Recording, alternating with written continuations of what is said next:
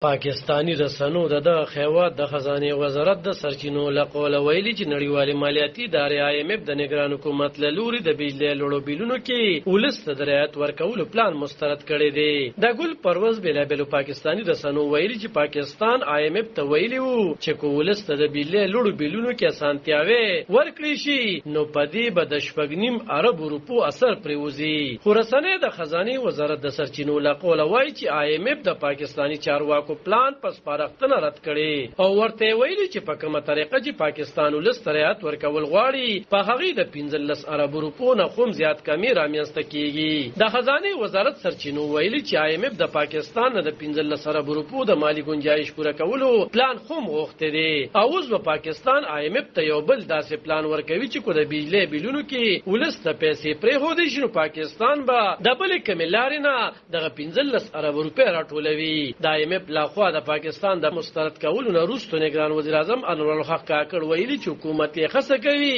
چې د بجلی د لوړو بیلونو د ستونزې خواري لپاره یو غیر روایتي او د حقیقتونو سره سم لار وګوري. په پاکستان کې د بجلی د لوړو بیلونو په ضد د تیرې هفتې راځي د ولسی احتجاجونو لړۍ پیل شوې ده او د خالی چهارشنبه پروز په ګر خیوات کې جماعت اسلامي او د تاجرانو تنظیمونو په غږ کاربندیز شوی وو. د کاربندیز په مخال د خیوات په ټولو سترو وړو خارونو کې دکانونه، مارکیټونه او کاروباري مرکزونه تړل شوي وو. په بېلابېلو سیمو کې په زرګونو خلک احتجاجاً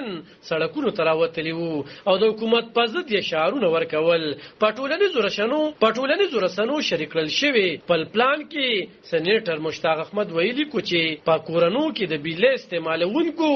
لپاره د رعایت خط د 200 یونټو په ځای 300 یونټه وټاکل شي نو صارفینو ته